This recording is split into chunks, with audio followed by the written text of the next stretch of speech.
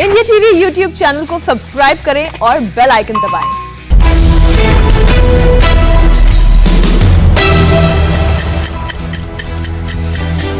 नमस्कार, मैं हूं अमित पाले। सुबह 9 बजे की 9 बड़ी खबरों में आपका स्वागत है। हम आपको बताएंगे आज हो रहे यूपी के सियासी सेमीफाइनल में किसका पलड़ा भारी है। पंजाब की लड़ाई अब बिजली संकट पर कैसे आई, लेकिन शुरुआत करेंगे उत्तराखंड से आ रही इस वक्त की सबसे बड़ी खबर के साथ।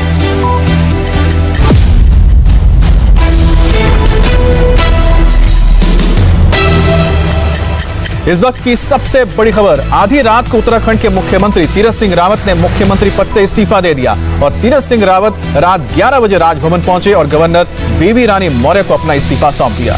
नया मुख्यमंत्री चुनने के लिए आज देहरादून में दोपहर 3 बजे बीजेपी विधायक दल की बैठक होगी, जिसमें नए सीएम के नाम का ऐलान होने वाला है। विधायक दल का नया नेता चुनने के लिए पार्टी आलाकमान ने 2 पर्यवेक्षक देहरादून भेजे हैं। केंद्रीय मंत्री नरेंद्र सिंह तोमर, राष्ट्रीय महामंत्री डी पुंडेश्वरी केंद्रीय पर्यवेक्षक के तौर पर विधायक दल की मीटिंग में मौजूद रहेंगे। बीजेपी के प्रदेश प्रभारी दुष्यंत कुमार गौतम भी बैठक में रहेंगे और राज्य में अगले साल फरवरी-मार्च महीने में विधानसभा चुनाव होने हैं। ऐसे में नए मुख्यमंत्री का कार्यकाल महज 7 से 8 महीने रहेगा। तीरथ सिंह रावत ने संवैधानिक संकट का हवाला देते हुए पार्टी अध्यक्ष जेपी नड्डा को चिट्ठी लिखकर पद छोड़ने की इच्छा जताई थी। बुधवार को उन्हें अचानक पार्टी हाईकमान ने दिल्ली बुलाया था, जिसके बाद नेतृत्व परिवर्तन को लेकर सुगबुगाहट तेज हो गई थी। दिल्ली में तीरथ सिंह रावत की मुलाकात पार्टी अध्यक्ष जेपी नड्डा और केंद्रीय गृह मंत्री अमित शाह से हुई थी।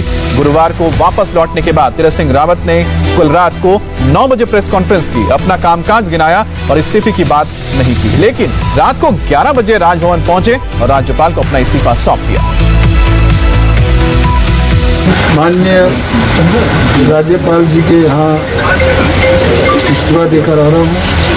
कल हूँ जो चुनाव आयोग के कारण 151, 164 धारा के अंतर्गत जो एक संवैधानिक संकट था और उस संवैधानिक संकट के कारण उन्हें स्थितियों को देखते हुए मद्देनजर रखते हुए मैंने अपना इस्तीफा मुख्यमंत्री पद से देना उचित समझा। मैं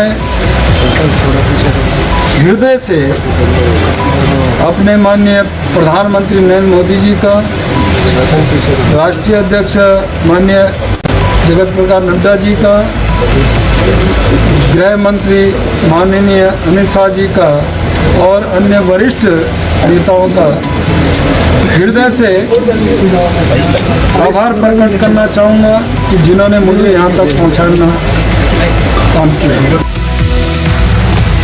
इस वक्त की बड़ी खबर आपको बता दें कि नरेंद्र सिंह तोमर निकल गए हैं, उत्तराखंड के लिए देहरादून पहुंच रहे हैं, क्योंकि आज विधायक दल की बैठक होनी है और विधायक दल की बैठक में चुना जाएगा नया नेता और वही बनेंगे उत्तराखंड के अगले मुख्यमंत्री। और आपको बता दें केंद्रीय पर्यवेक्षक के तौर पर नरेंद्र सिंह तोमर कृषि मंत्री इस वक्त निकल चुके हैं, रवाना हो चुके हैं देहरादून के लिए। 3 बजे विधायक दल की बैठक होनी है, जिसमें नए नेता का चुनाव होगा और नए नेता ही बनेंगे उत्तराखंड के अगले मुख्यमंत्री। तो ये तस्वीरें आप देख रहे हैं, नरेंद्र सिंह तोमर इस वक्त अपने घर से निकल चुके हैं और अब वो सीधे पहुंचेंगे देहरादून, जहां पर आज 3 बजे आपको बताएं विधायक दल की बैठक होनी है। कई सारे नाम सामने आ रहे हैं, लेकिन अब देखना होगा कि जब मीटिंग होगी और मीटिंग के बाद कौन सा वो नाम है जो सामने आता है, जिस पर मुहर लगती है और वो होंगे उत्तराखंड के अगले मुख्यमंत्री। 7 से 8 महीने का ही कार्यकाल रहेगा, क्योंकि अगले साल चुनाव होने जा रहे हैं उत्तराखंड में। तीरथ सिंह रावत ने जिस संवैधानिक संकट का जिक्र करते हुए अपने पद से इस्तीफा दिया, अब आप उसे भी समझ लीजिए। त्रिवेंद्र सिंह रावत के इस्तीफे के बाद तीरथ सिंह रावत ने 10 मार्च को उत्तराखंड के मुख्यमंत्री पद की शपथ ली थी और वो पौड़ी गढ़वाल से सांसद हैं। संविधान के मुताबिक तीरथ सिंह रावत को 6 महीने के अंदर विधानसभा उपचुनाव जीतना था, तभी वो सीएम रह पाते, यानी 10 सितंबर से पहले उन्हें एमएलए बन जाना था। कुछ रिपोर्ट्स में दावा किया गया कि तीरथ सिंह गंगोत्री से चुनाव लड़ेंगे। गंगोत्री सीट बीजेपी विधायक गोपाल रावत के निधन के बाद खाली हुई थी, लेकिन कोरोना की वजह से चुनाव आयोग ने सितंबर से पहले उपचुनाव कराने से इनकार कर दिया, जिसके बाद सीएम रावत के सामने संवैधानिक संकट खड़ा हो गया। वो 6 महीना पूरा होने से पहले इस्तीफा देकर दोबारा शपथ ले सकते थे, लेकिन बीजेपी को अगले साल के शुरू होने वाले विधानसभा चुनाव से पहले ऐसा करना ठीक नहीं रहा। इसी वजह से उन्होंने इस्तीफा दिया। अब कोई विधायक ही एक बार फिर से चुना जाएगा। अगला सीएम कौन होगा, इस पर अटकलों का बाजार भी गर्म है। दो नाम सबसे आगे चल रहे हैं। कयास लगाए जा रहे हैं कि सतपाल महाराज और धन सिंह रावत में से किसी एक को मुख्यमंत्री बनाया जा सकता है। उत्तराखंड का ताज किसको मिलेगा, इसका फैसला दोपहर 3 बजे होने वाला है, जब विधायक दल की मीटिंग होगी। 3 बजे विधानमंडल की बैठक में नए नेता का चयन करेंगे और फिर आगे की प्रक्रिया से। तो क्या विधायकों में से ही जी ठीक है। नए सीएम की रेस में जो दो नाम आगे चल रहे हैं, उनमें से एक धन सिंह रावत उत्तराखंड के उच्च शिक्षा मंत्री हैं। वो लंबे समय तक आरएसएस से जुड़े रहे हैं और राम मंदिर अभियान से लेकर उत्तराखंड राज्य के निर्माण के अभियान में बढ़ चढ़कर हिस्सा ले चुके हैं। उत्तराखंड के गठन के आंदोलन के दौरान उन्हें 2 बार जेल भी जाना पड़ा था। तो वहीं सतपाल महाराज उत्तराखंड के पर्यटन और सांस्कृतिक और सिंचाई मंत्री हैं। वो बीजेपी के राष्ट्रीय कार्यकारिणी के सदस्य भी हैं। वो मानव उत्थान सेवा समिति के संस्थापक हैं, जिसके लगभग 3000 आश्रम हैं। धार्मिक समुदायों में उनकी अच्छी खासी पैठ है। सतपाल महाराज पहले भी मुख्यमंत्री पद के दावेदार रह चुके हैं, लेकिन वो पहले कांग्रेस में थे। इस वजह से हर बार उनका दावा कमजोर पड़ जाता था। लेकिन कुछ दिनों पहले असम में कांग्रेस से बीजेपी में शामिल हुए हेमंत बिस्वा शर्मा को सीएम बना दिया गया था। इसके बाद सतपाल महाराज के लिए अपनी दावेदारी पेश करना आसान हो गया है। तीरथ सिंह रावत सबसे कम दिन तक उत्तराखंड के मुख्यमंत्री रहे हैं। 10 मार्च को सूबे की कमान संभालने वाले तीरथ सिंह को महज 115 दिन ही सीएम रहने का मौका मिला। पिछले 20 साल में उत्तराखंड में बीजेपी 7 बार सत्ता में आई, लेकिन कोई भी मुख्यमंत्री 5 साल का अपना कार्यकाल पूरा कर नहीं सका। इनमें सबसे कम समय तक सीएम के पद पर तीरथ सिंह रावत ही रहे हैं, जिन्होंने महज 115 बतौर काम किए 15 दिन। भगत सिंह कोश्यारी अक्टूबर 2001 से मार्च 2002 तक 122 दिन तक उत्तराखंड के सीएम रहे। भुवन चंद खंडूरी मार्च 2007 से जून 2009 तक महज 184 दिन ही सीएम रहे, लेकिन तीरथ सिंह रावत सबसे कम दिन 115 दिन तक ही रहे हैं।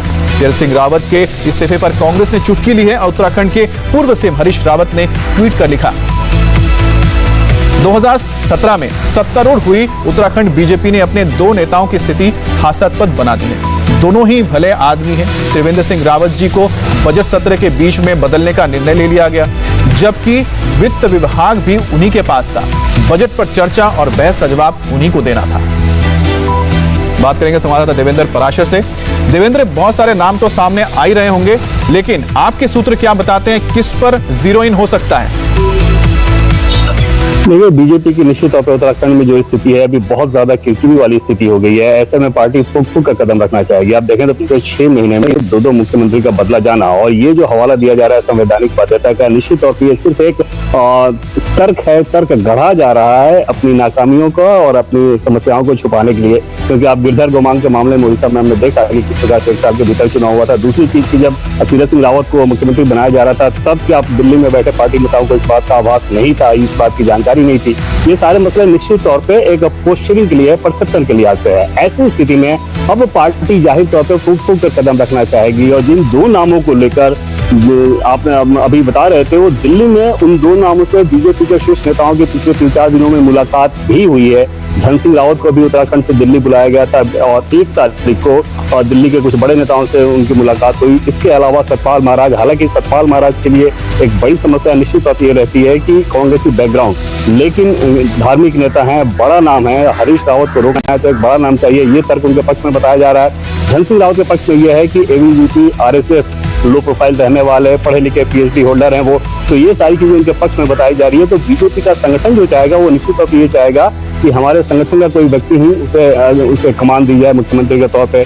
जबकि सतपाल महाराज के बारे में बात कर लें तो वो एक बड़ा नाम है, वो माहौल बनाने के हिसाब से ज्यादा उपयोगी हो सकते हैं। ऐसे में देखना होगा कि अब बीजेपी आला कमान किस नाम पर प्रदेश के नेताओं से देवेंद्र, अक्सर देखा गया कि जो नाम सामने आते हैं हमेशा उसके उलट कोई और बन जाता है, बीजेपी के जो भी मुख्यमंत्री बनते हो। जी अमित, ये हमेशा से रहता है कि जो नाम ज्यादा चर्चा में हो जाते हैं फिर उसके काट के लिए दूसरे नेता सक्रिय हो जाते हैं और वो काटते हैं। जैसे सतपाल महाराज की अगर आप बात कर लें तो प्रदेश के कई बड़े नेता ऐसे हैं जो कि सतपाल महाराज को रोकने के लिए कोई कोर कसर नहीं छोड़ेंगे। और ये बीजेपी की एक परिपाटी सी रहती है कि जैसे ही कोई नाम चर्चा में आता है उनके जो विरोधी हैं वो ज्यादा सक्रिय हो जाते हैं। दिल्ली में भी कुछ ऐसे नेता हैं जो कि उत्तराखंड की राजनीति को लेकर बहुत ज्यादा सक्रिय रहते हैं, वो माहौल बनाते हैं। तो इन सारी मजबूरियों में, इन सारे समीकरणों को एक संभावना आप कह रहे हैं कि ये बनी हुई है कि ये 2 नाम होके भी कोई तीसरा नाम भी सामने आ सकता है जिस पर मुहर लग सकती है। बहुत बहुत शुक्रिया आपका। उत्तराखंड की तरह आज यूपी में भी बड़ा सियासी घमासान है। यूपी में आज जिला पंचायत अध्यक्ष पद का चुनाव होगा।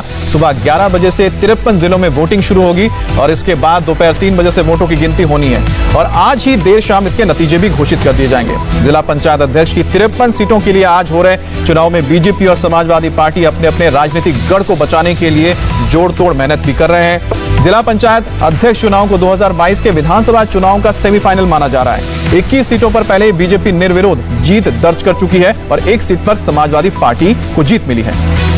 53 जिला पंचायत अध्यक्ष पद के चुनाव के लिए आज सुबह 11 बजे से दोपहर 3 बजे तक मतदान होगा। चुनाव का समीकरण बता रहा है कि 37 जिलों में सिर्फ 2 कैंडिडेट हैं। इन सीटों पर बीजेपी और समाजवादी पार्टी में सीधी टक्कर है, जबकि 11 जिलों में त्रिकोणीय मुकाबला है और 4 जिले ऐसे हैं जहां पर 4 कैंडिडेट मुकाबले में उतरे हैं। 21 जिलों में बीजेपी जीती है, जबकि सिर्फ इटावा से समाजवादी पार्टी के उम्मीदवार को निर्विरोध चुना गया है और यह गढ़ है समाजवादियों का। यानी बाकी 53 जिलों में जबरदस्त फाइट होने जा रही है। बीजेपी और समाजवादी पार्टी के बीच 20 सीटों पर कड़ी टक्कर दिख रही है और ये जिले हैं शामली, मुजफ्फरनगर, बिजनौर, देवरिया, कासगंज, फिरोजाबाद, लखनऊ, कानपुर नगर। इनके अलावा अयोध्या, हापुड़, महाराजगंज, अंबेडकर नगर, हमीरपुर, प्रयागराज, बस्ती, अमेठी, यहाँ जोरदार मुकाबला होगा। इसी तरह से बाराबंकी, सिद्धार्थनगर, बलिया और कन्नौज में भी कड़ी टक्कर है। पंचायत जिला अध्यक्ष पद की जिन 21 सीटों पर बीजेपी ने जीत दर्ज की है उनमें है सहारनपुर, बहराइच, चित्रकूट, आगरा, गौतम बुद्ध नगर, मेरठ, गाजियाबाद और बुलंदशहर, जब बीजेपी के जो कैंडिडेट्स हैं निर्विरोध चुने गए हैं। अमरोहा, मुरादाबाद, ललितपुर, झांसी, बांदा, श्रावस्ती, बलरामपुर, गोंडा सीट में भी बीजेपी को जीत मिल चुकी है। इसके अलावा गोरखपुर, मऊ, वाराणसी, पीलीभीत और शाहजहांपुर में बीजेपी को जिला पंचायत अध्यक्ष पर जीत मिली है। अगले साल विधानसभा चुनाव में बीजेपी को सत्ता से बेदखल कर वापसी करने के लिए बेकरार समाजवादी पार्टी ने चुनाव में सिर्फ एक सीट निर्विरोध जीता है। ये सीट है इटावा। इस सीट पर एसपी का 32 सालों का लगातार वर्चस्व है बरकरार रहा है और मुलायम सिंह यादव के भतीजे अभिषेक यादव ने यहां पर जीत हासिल की है। जिला पंचायत सदस्य ही अध्यक्ष चुनते हैं और इसके लिए मतदान मुहर से या फिर ईवीएम से नहीं होता है, पेन से होता है। पसंदीदा जो प्रत्याशी होते हैं उसके आगे मतदाता 1 लिखता है, अन्य प्रत्याशियों के सामने 2 या 3 लिख सकते हैं। जिसके आगे 1 लिखा होगा जीत उसी को होगी। बात करेंगे संवाददाता विशाल प्रताप सिंह से। विशाल, 21 सीटों पर बीजेपी ने जीत हासिल कर ली है। अब जो 53 सीटें हैं इसमें से क्या लग रहा है, पलड़ा किसका भारी है?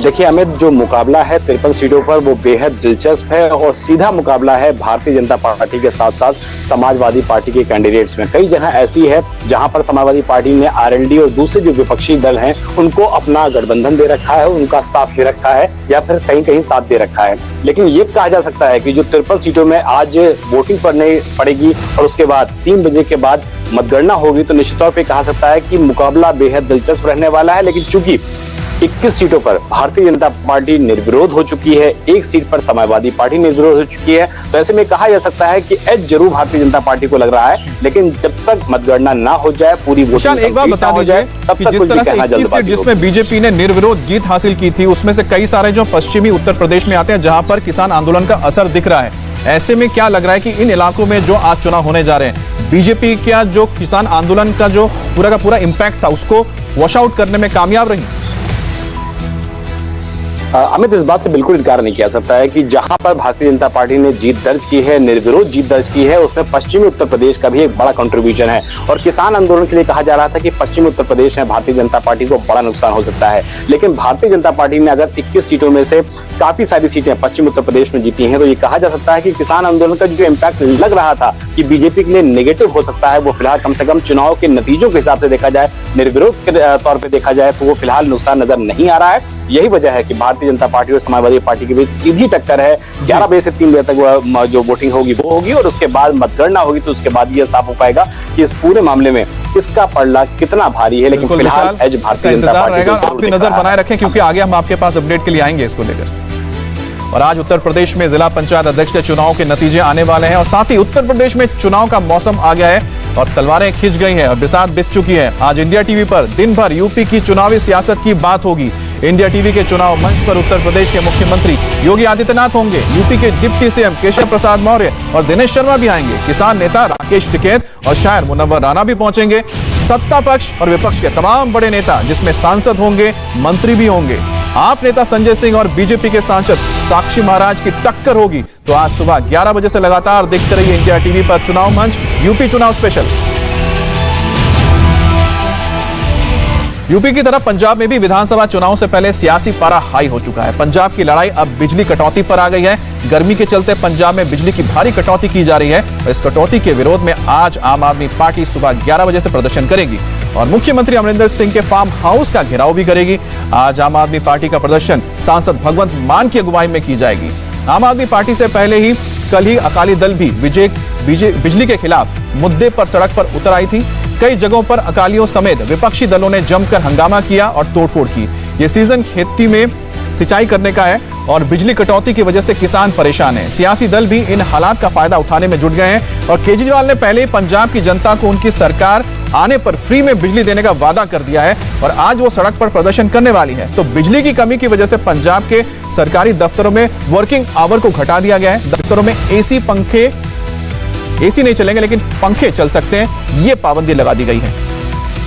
रोपड़ में कल अकाली दल के कार्यकर्ताओं ने हाथ में पंखा लेकर विरोध प्रदर्शन किया और इस तरह से प्रदर्शन कर अकाली दल कैप्टन अमरिंदर सिंह की लाइफस्टाइल पर निशाना साध रहे हैं।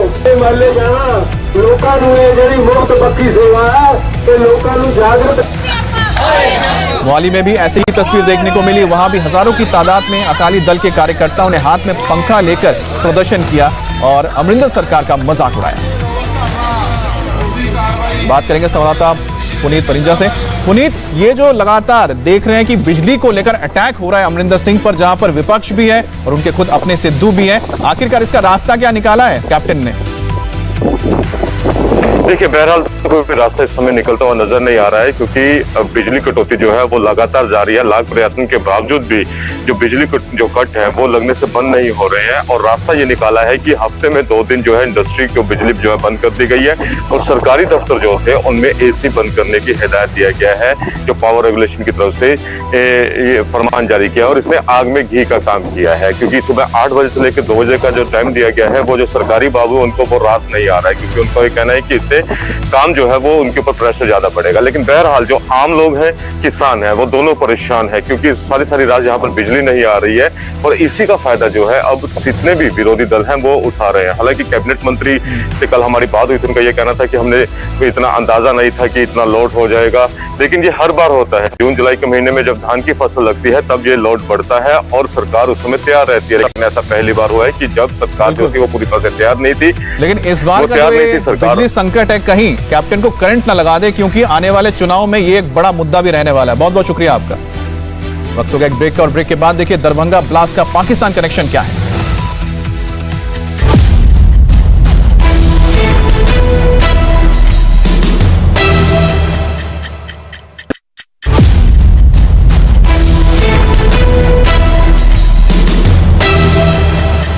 बिहार के दरभंगा ब्लास्ट मामले में एक बड़ी खबर आई है। एनआईए ने इस मामले में 2 और आरोपियों को गिरफ्तार कर लिया है। यूपी के शामली जिले से सलीम और कफील नाम के 2 आरोपी गिरफ्तार किए गए हैं। अब तक इस मामले में कुल 4 लोगों की गिरफ्तारी हो चुकी है। पहले भी एनआईए की टीम ने 2 अन्य आरोपियों को गिरफ्तार किया था। हैदराबाद से नासिर और इमरान नाम के 2 आरोपी गिरफ्तार किए गए। एनआईए टीम नासिर और इमरान को कल पटना में एनआईए कोर्ट में पेश करेगी और कोर्ट ने दोनों को आरोपियों को 7 दिन के लिए एनआईए की रिमांड पर भेज दिया। कल पेशी हुई थी। 17 जून को दरभंगा रेलवे स्टेशन के प्लेटफॉर्म नंबर 1 पर पार्सल में विस्फोट हुआ था, जिसके बाद 24 जून को एनआईए ने मामले की जांच शुरू की थी। अभी रुकेंगे एक ब्रेक के लिए और ब्रेक के बाद देखिए महाराष्ट्र की सियासत में क्या होने वाला है।